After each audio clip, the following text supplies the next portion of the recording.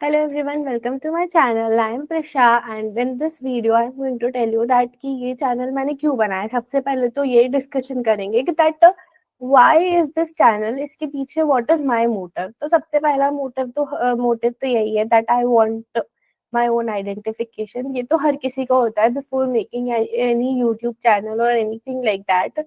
Then second motive is जब मैं खुद FRM करी थी, like I have cleared my part 2 in this May 2024, and when I was preparing for FRM, there were many topics, especially part 1 में, because part 1 में क्या होता है ना, every student is very new to this मतलब ऐसा होता भी है कि वर्क एक्सपीरियंस है सब है, लेकिन काफी लोगों को ऐसे होते हैं कि उनको या तो अपना डिपार्टमेंट चेंज करना होता है इसलिए वो लोग FRM कर रहे होते हैं, या तो दे वांट प्रमोशंस, या तो कोई मेरे जैसे होते हैं जिनको ग्रेजुएशन के टाइम पे ही कुछ एक्स्ट्रा सर्टिफिकेशन चाहिए होते हैं जिससे दे एक्सेल इन देयर लाइफ।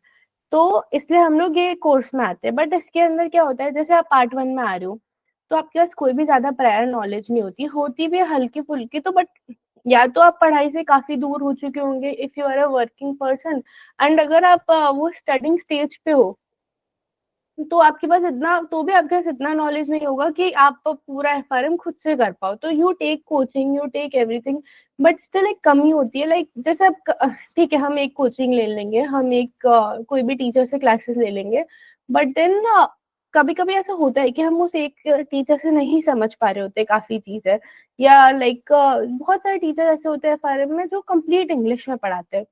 तो समटाइम्स वो भी एक बैरियर होता है कि हमें नहीं समझ में आ रही कोई चीज इंग्लिश में पूरी अच्छे से, वी नीड समवन जो उसे हिंदी इंग्लिश में अच्छे से समझा दे हमें। या फिर हम कभी यूट्यूब पे जाके सर्च करते हैं कि ठीक है, एक चीज अगर एक टीचर से ज्यादा अच्छे से नहीं समझ में आ रही तो हो सकता है कोई और टीचर उससे ज्यादा अच्छे से समझा रहा हो।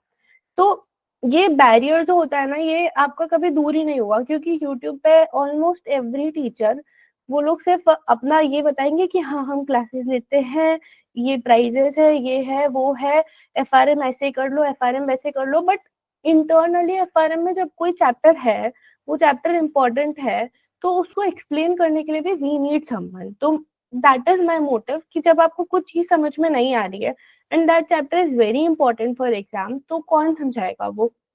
तो for that I am creating this YouTube channel specially. अभी तो FRM पार्ट 1 एंड पार्ट 2 के लिए जो भी इम्पोर्टेंट टॉपिक्स मुझे लगते हैं, I will teach everything from श्वेजर।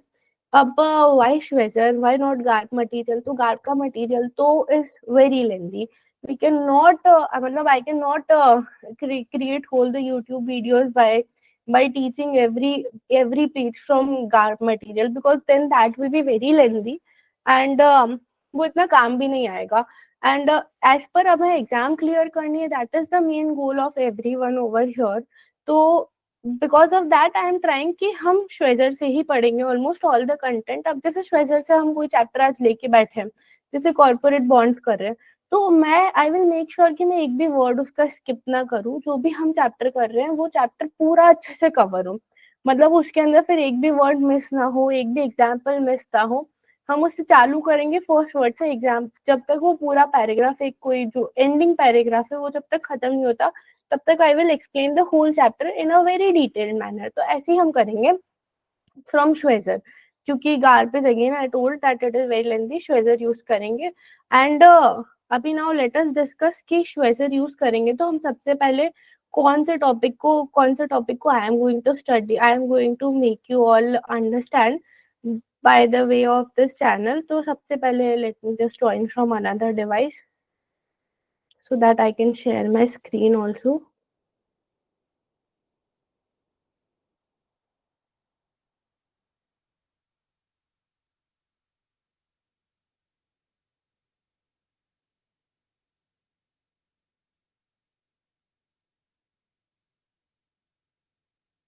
Yeah.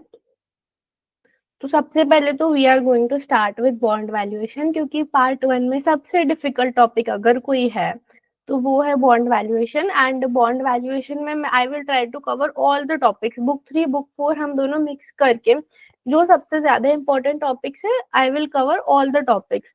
को एक या दो टॉपिक मैं नहीं कवर करूंगी, वो इसलिए नहीं कवर करूंगी, उसके पीछे भी मेरा लॉजिक तो यही है दैट कि उसका कंटेंट बहुत डिफिकल्ट है एंड एग्जाम में उसके मार्क्स, मतलब उसके मार्क्स एलोकेशन देखे तो सिर्फ 1 या 2 मार्क्स का एलोकेशन है।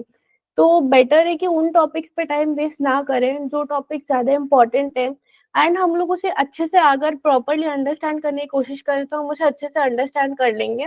तो हम सबसे पहले वही टॉपिक्स पे फोकस करेंगे, बट स्टिल आफ्टर दैट अगर आप लोगों को लगता है कि हाँ, आप दूसरे चैप्टर्स की भी वीडियो पोस्ट करो, तो do let me know, I will post that also. तो सबसे पहले बॉन्ड वैल्यूएशन हम लोग चालू करेंगे फ्रॉम बुक 3। नाउ बुक 3 में हम देख सकते हैं that study session 11 that is interest rates, fixed income, securities and swap. ये पूरा is the portion of bond valuation. तो first of all I am going to start with corporate bonds, क्योंकि bond का जो सबसे बेसिक चैप्टर है that is corporate bonds only. तो सबसे पहले we will start with corporate bonds. Now this is completely theory, आप लोग अच्छे समझ जाओगे। Then after that we will do mortgage and mortgage backed securities. After that let me just number it. सबसे पहले I will do this chapter, then this one, then इसके बाद we will do this third chapter that is properties of interest rates. Now as we approach this chapter, यहाँ से हमारा practical exposure चालू हो जाएगा bond valuation के लिए. So this chapter is again little tricky, but एक बार समझ जाओगे then उसके बाद कोई दिक्कत नहीं आएगी. Then we will go to book 4. अभी बुक 3 हुआ नहीं है, हम पहले बुक 4 के कुछ चैप्टर्स करेंगे, वो करने के बाद वापस से आ जाएंगे यहाँ पे। नाउ बुक 4 में now study session 14, this is again completely related to bond valuation. तो इसमें हम लोग we will start with pricing conventions, discounting and arbitrage. Now इसके बाद ये 56 है।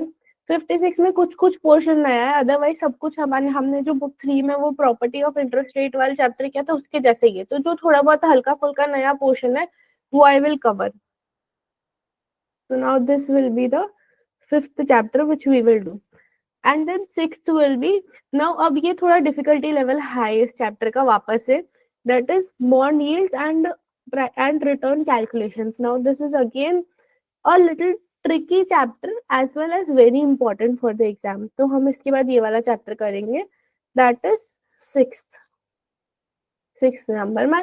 आई विल एक्सप्लेन यू पूरा, ठीक है। ऐसा नहीं कि कुछ कुछ पोर्शन समझा दिया फिर कोई चैप्टर बीच में छूट गया, ऐसा नहीं। अगर हम स्टार्टिंग से चालू करेंगे तो हम जब तक एंडिंग पे आ नहीं जाते, एंडिंग का जो भी लास्ट क्वेश्चन है वो खत्म नहीं होता, तब तक I will not leave it. तो अगर ऐसे अंडरस्टैंडिंग हो गया आप लोगों की भी तो आप लोग को पूरा अच्छे समझ में आएगा। देन उसके बाद हम करेंगे reading number 58 that is applying duration, convexity and DV01। Now this is again very important, little difficult but doable. तो हम ये वाला चैप्टर करेंगे सबसे आखिरी में। I think after doing this chapter हमारा bond valuation no still not complete, ये 7 चैप्टर है। देन इसके बाद हम वापस से जाएंगे in book 3 and then book 3 में आने के बाद हाँ आफ्टर दिस चैप्टर हम ये करेंगे, this will be our 8th chapter that is interest rate futures. इसके बाद हम लोगों का बॉन्ड वैल्यूएशन खत्म हो जाएगा। स्वैप्स और वो पैरेलल इंटरेस्ट रेट्स वाला जो भी चैप्टर था, पैरेलल की रेट्स वाला जो चैप्टर था, वो I will not cover because then ये वाले चैप्टर्स बहुत डिफिकल्टी लेवल इनका बहुत हाई है एंड देन इनका जो मार्क्स एलोकेशन है वो कम है। Swaps I will not tell you कि आप लोग स्किप करो, आप लोगों ने अगर कोई कोचिंग वगैरह ले रखी है तो आई वुड रेकमेंड कि स्वैप्स कर लेना, बट अगर वो की रेट्स का चैप्टर अगर छोड़ भी देते हो तो कोई बहुत मेजर इशू नहीं हो जाएगा। एक के 2 मार्क्स का आता है और 100 मार्क्स के पेपर में से अगर एक के 2 मार्क्स नहीं भी आते तो ठीक है, डजंट मैटर।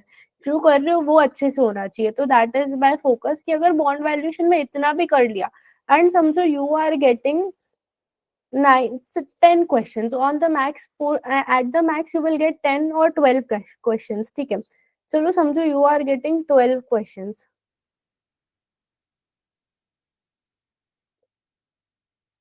12 क्वेश्चंस में से अगर इतने चैप्टर्स भी आपने अच्छे से कर लिया ना तो you are of course going to go correct on at least 9 to 10 questions. इतना भी अगर आपका राइट जाता है ना तो कोई बहुत, तो this is also a very big thing, okay. मतलब आप 12 में से 9 या 10 क्वेश्चन भी राइट कर पा रहे हो तो that is a big thing.